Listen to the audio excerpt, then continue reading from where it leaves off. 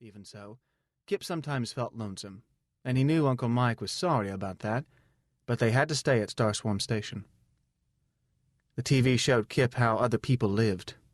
He could watch shows from Pearly Gates City, and everyone on TR5 lived in families. Sometimes they did very silly things. Kip asked his voice about the people on TR5, but the voice wasn't able to tell whether Kip had been watching entertainment shows, or news from Pearly Gates, or even a documentary from Earth. Usually, he could tell when the show came from Earth, though, because there were so many people there, and they had all kinds of marvelous things that no one in Purgatory had. For a long time, Kip thought his voice was God, because the voice always spoke in stern, unemotional tones like Brother Joseph reading the lesson, and it used words Kip didn't understand.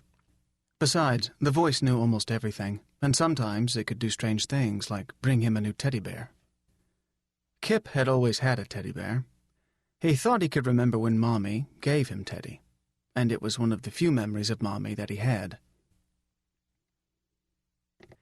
Teddy went everywhere with Kip. He was hugged and crushed at night, and dragged into the dirt all day. Once, one of Mucky's new puppies got Teddy and chewed him. Mucky snapped at the puppy and growled at him a long time, and she whined because she was sorry until Kip told her it was all right and scratched her ears. Teddy had been a wreck, but Uncle Mike had fixed him. Over the years, Uncle Mike changed Teddy's stuffing and patched him until he wasn't recognizable. But still, he was Teddy. Finally, though, Kip dropped Teddy into the wrong hole, and a fire brighter took him. Kip screamed, and although the dogs knew better, they attacked the fire brighter because the dogs couldn't stand to hear human children crying. Mucky's puppy had to be killed, and Mucky was hurt, and firebrighter blood and guts got all over and inside Teddy. Not even Uncle Mike could do anything for him then. Uncle Mike asked Dr. Henderson, but no one knew any cure for the firebrighter smell. So they buried his teddy bear. It was his last connection with his mother, and Kip cried all night. Then he told the voice about it.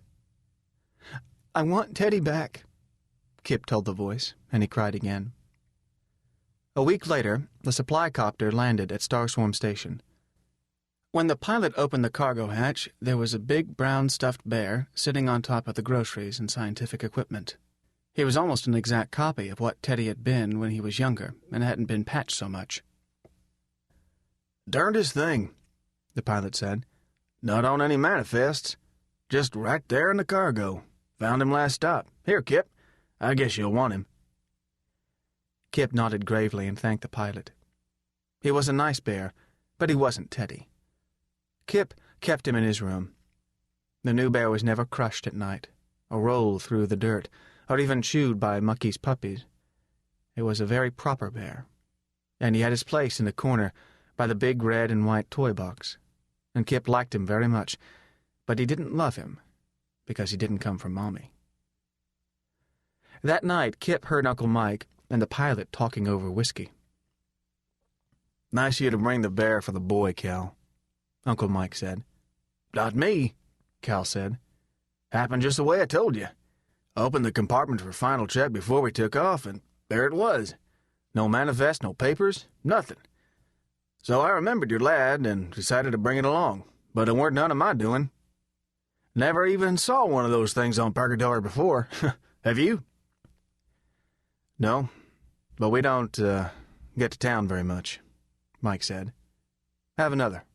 "Sure. Well, it's the darndest thing."